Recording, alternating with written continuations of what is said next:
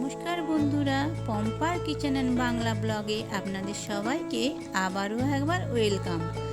আজ আমি নিয়ে এসেছি বাঙালিদের ট্র্যাডিশনাল ও সবার পছন্দের শুক্তো রেসিপি নিয়ে হাজির হয়েছি। অনুষ্ঠান বাড়ির মতো স্বাদে ও ফ্লেভারে কীভাবে শুক্তো বানিয়ে নেওয়া যায় আর কি সেই বিশেষ মশলা যা দিলে শুক্তো এত ভালো হয়, তো সেটাই আপনাদের সামনে আজকে আমি শেয়ার করব। তো আপনারা যারা এখনও পর্যন্ত আমার চ্যানেলটা সাবস্ক্রাইব করেননি তারা চ্যানেলটা সাবস্ক্রাইব করে দিন। আর ভিডিওটা যদি কোথাও ভালো লেগে থাকে তাহলে অবশ্যই ভিডিওটা লাইক কমেন্ট শেয়ার দিয়ে আমার পাশে থাকবেন। নতুন বন্ধুদের জানাই আমার চ্যানেলে ওয়েলকাম। সকলে ভালো থাকবেন, সুস্থ থাকবেন। তো চলুন দেখে নেওয়া যাক আজ আমি শুক্তোটা কিভাবে বানিয়ে নিই, সবটাই আপনাদের সাথে শেয়ার করছি।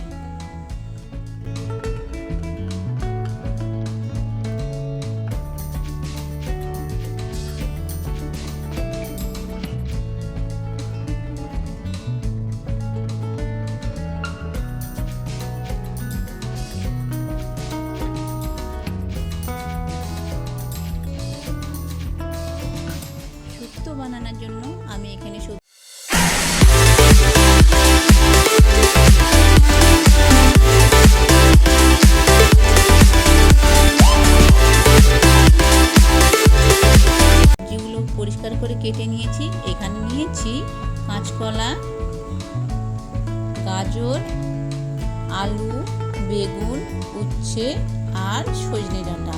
তো এই দিয়ে আজকে আমার শুক্তো রেসিপি তৈরি করব। বন্ধুরা আপনারা দেখতেই পাচ্ছেন আমি প্রত্যেকটা সবজি কিন্তু লম্বা লম্বা করে কেটে নিয়েছি। তো চলুন এগুলো এখন আপাতত পরিষ্কার করে ধুয়ে নিই পরিষ্কার জল দিয়ে, তারপরে আপনাদের কাছে আবারও ফিরে আসছি।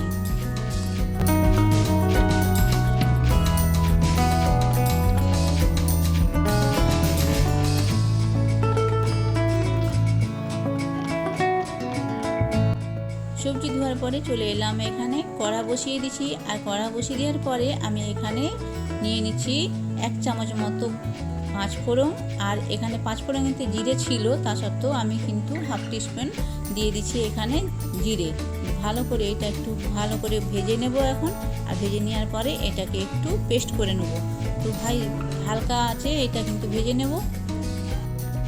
পাঁচফোড়ন ভেজে রোস্ট করে নেওয়ার পরে আমি কড়া আবারও চাপিয়ে দিলাম। এখানে দিয়ে দিলাম 2 চামচ মতো তেল। আর এই তেলের মধ্যে দিয়ে দেবো 1 মুঠো বড়ি। বড়িটা ভালো করে লাল লাল করে প্রথমেই আমি ভেজে নিচ্ছি বন্ধুরা। বড়িটা ভেজে নিয়ে আমি তুলে নেব।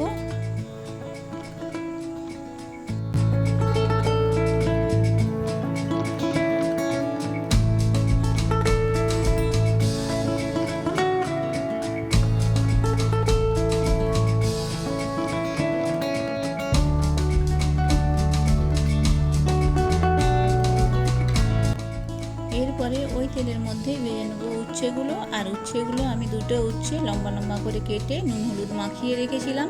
আর নুন হলুদ মাখিয়ে রাখার জন্য উচ্ছে থেকে যে জলটা বেরিয়েছে সেই জলটা চিপে আমি ভালো করে উচ্ছেটা একটু তেলের মধ্যে ভালো করে ভেজে নেব। আর উচ্ছেটা লাল লাল করে ভেজে নিলে এর থেকে যে তেতোটা অনেকটাই কমে যায়, তাই জন্য আমি উচ্ছেটাকে আগে ভেজে নিলাম। আমার উচ্ছে ভাজা হয়ে গেছে, আমি এখন উচ্ছেটা তুলে নিচ্ছি। এরপরে আমি এই তেলের মধ্যেই দিয়ে দেবো বেগুনগুলোও আমি কিন্তু ভালো করে এখানে লাল লাল করে ভেজে নেব। বেগুনগুলো যেহেতু নরম তাই এখানে ঢাকা দেওয়ার কোনো দরকার নেই। বেগুনটাও কিন্তু আমি আগের থেকে নুন হলুদ মাখিয়ে রেখেছিলাম, তাই বেগুনের মধ্যে জল বেরিয়ে গেছে। আমার বেগুনটাও কিন্তু এখন সুন্দর লাল লাল করে ভাজা হয়ে গেছে। আপনারাও চাইলে এইভাবে বেগুনটা ভেজে রাখবেন আগের থেকে। বড়ি, উচ্ছে আর বেগুন প্রত্যেকটা কিন্তু আমি আলাদা আলাদা ভেজে নিয়েছি। এরপর আমি এখানে দিয়ে দেবো 2 চামচ মতো আবারও তেল। আর তেলটা গরম হয়ে গেলে পরে তেল দিয়ে আমি কড়ার মধ্যে ভালো করে এটা এখন নাড়িয়ে নিচ্ছি, কারণ তেলটা ভালো করে কড়ার মধ্যে লাগিয়ে দিলে পরে আর সবজিগুলো লেগে যাবে না। এখানে দিয়ে দিলাম আমি 2টো গোটা লঙ্কাকে একটু পেরে দিলাম। আর হ্যাঁ, এখানে পাঁচফোড়ন দিচ্ছি। অনেকেই কিন্তু এখানে রাঁধুনি ফোড়ন হিসেবে ব্যবহার করেন, কিন্তু আপনারা চাইলে একবার পাঁচফোড়ন দিয়ে করেই দেখতে পারেন। আর পাঁচফোড়নের স্বাদ আর গন্ধ দুটোই কিন্তু আলাদা হয়। তো এই জন্য আমি এখানে পাঁচফোড়ন ব্যবহার করছি। তারপরে দিয়ে দিলাম যে সবজিগুলো লম্বা লম্বা করে কেটে রেখেছিলাম, সেই সবজিগুলো এখন সব আমি এর মধ্যে দিয়ে দিলাম। সবজিগুলো দিয়ে ভালো করে 2-3 মিনিট ধরে নাড়াচাড়া করে একটুখানি ভেজে নেব, কারণ সবজির থেকে যে হালিশটি গন্ধটা আসে সেইটা কিন্তু এই ভেজে নেওয়ার ফলে চলে যাবে। আর সবজিটা ভাজার সময় আমি এখানে দিয়ে দিলাম পরিমাণ মতো নুনটা কিন্তু আপনারা প্রত্যেকেই যে যার পরিমাণ মতোই দেবেন। আর দিয়ে দিচ্ছি অল্প মাত্রা হলুদ। শুক্তোর জন্য বেশি হলুদ লাগে না, তো আমি এখানে অল্প মাত্রায় হলুদ দিয়েছি। হলুদটা দিয়ে ভালো করে আবারও সবজিগুলো নাড়াচাড়া করে নিচ্ছি। এরপর আমি এখানে দিয়ে দেবো সবজিটা ঢাকা দিয়ে 3 থেকে 4 মিনিট একটু হালকা সিম গ্যাসেতে এটাকে এখন আমি ঢাকা দিয়ে রেখে দিচ্ছি। তারপরে আবারও আসছি বন্ধুরা। দেখুন আমার কিন্তু এখন সবজিগুলো ভালোই সেদ্ধ হয়ে এসছে। তো এরপরে আমি ভালো করে আবারও নাড়াচাড়া করে নিচ্ছি। নাড়াচাড়া করে সবজিগুলো একটু না ভেজে দিলে কিন্তু অসুবিধা। এরপর আমি বেটে রেখেছিলাম এখানে রাঁধুনি আর আদা কাঁচা লঙ্কা বাটা, তো সেটা আমি বেটে রেখেছিলাম। যাই হোক, আর রাঁধুনি ছাড়া কিন্তু শুক্তো সম্পূর্ণ অসম্পূর্ণ থেকে যায়, তার জন্য শুক্তো করতে গেলে কিন্তু রাঁধুনিটা মাস্ট। রাঁধুনি না দিলে সেই গন্ধ কিন্তু অবশ্যই আসে না। সেই জন্য আপনাদের সাথে এটাই শেয়ার করলাম যে রাঁধুনি কিন্তু দিতেই হবে শুক্তোতে।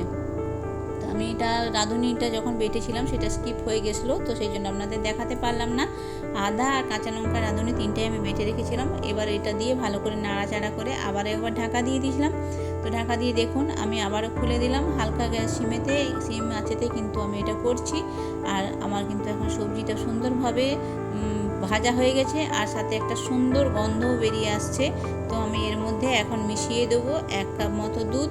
তো দুধটা আমার গরম করাই রয়েছে, আমি সেটা আপনাদের সাথে শেয়ার করছি। হ্যাঁ, আপনারা চাইলে কিন্তু দুধটা দিয়ে সম্পূর্ণ দুধ দিয়ে এই গ্রেভিটা বানাতে পারেন। তো আমি এখানে সম্পূর্ণ দুধ দিয়ে বানাবো না, কারণ দুধ দিয়ে সম্পূর্ণ দুধেতে গ্রেভিটা বানালে অনেকটাই গাঢ় হয়ে যাবে। তাই আমি এখানে 1 কাপ দুধ দিয়েছি আর পরিমাণ মতো জল দিয়েছি। তো আপনারা যেভাবে করতে চাইবেন সেটা আপনাদের মনে। তো আমি দেখুন আমি এখানে মিশিয়ে দিলাম দুধটা কিন্তু আমার আগে থেকেই বাটির মধ্যে নিয়ে রেখেছিলাম। আর এরপরে এখানে দিয়ে দেবো জল। তো জল দিয়ে ভালো করে নাড়াচাড়া করে আমি এটাকে আবারও একবার ঢাকা দিয়ে সেদ্ধ করে নেব।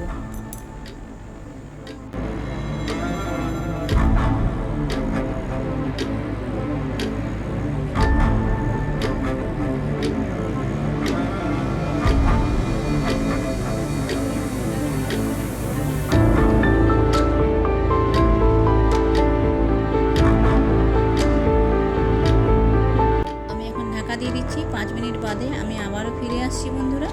দেখুন 5 মিনিট বাদে কিন্তু আমি ফিরে এসেছি। আমার শুক্তো কিন্তু প্রায় হয়ে এসেছে, সমস্ত সবজি ভালো করে সেদ্ধও হয়ে গেছে আর দেখতেও কিন্তু অসাধারণ লাগছে। তো আমি এখানে এখন সব কিছু নাড়াচাড়া করে ভালো করে যে সবজিগুলো ভেজে রেখেছিলাম, বড়ি, বেগুন আর উচ্ছে, সেগুলো কিন্তু আমি এখন এর সাথে অ্যাড করে দিচ্ছি। অ্যাড করে ভালো করে নাড়াচাড়া করে আবারও আমি এখানে কিন্তু আবারও কিন্তু 2-3 মিনিটের জন্য এটা ঢাকা দিয়ে দেবো, কারণ উচ্ছের থেকে যে তেঁতোটা সেটা একটু বেরিয়ে আসতে একটুখানি সময় লাগবে। সেই জন্য আমি সব কিছু ভালো করে মিক্সড করে দিয়ে এটা ঢাকা দিয়ে দেবো।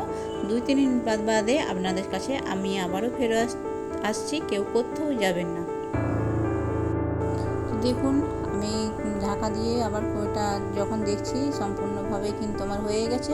আর এখানে যে ভেজে রোস্ট করে রেখেছিলাম মশলাটা 5 ফোড়ন আর জিরেতে, সেই মশলাটা কিন্তু আমি এখানে মিশিয়ে দিচ্ছি এখন। আর পরিমাণটা আমার একটু বেশি হয়ে গেছিলো, তাই আপনাদের যতটা পরিমাণ লাগবে সেই মতোই আপনারা মেশাবেন।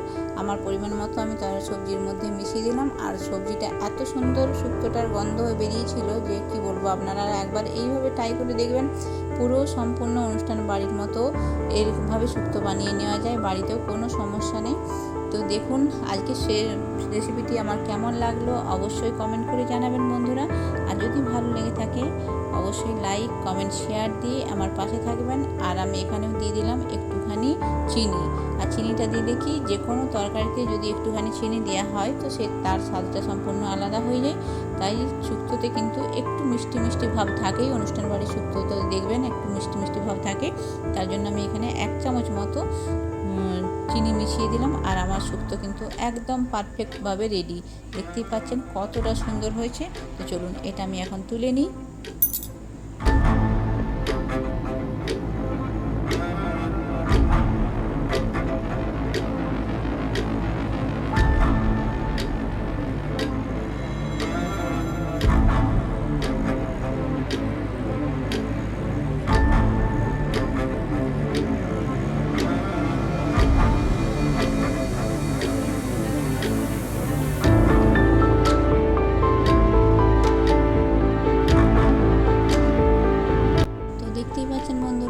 মাছের শুক্তো রেসিপি সম্পূর্ণ রেডি, আর দেখতেও কিন্তু অসাধারণ লাগছে। যদি ভালো লেগে থাকে সবাই একটা লাইক কিন্তু অবশ্যই দিবেন। যারা নতুন এসেছেন সবাইকে আমার তরফে ওয়েলকাম, সবাইকে টাটা।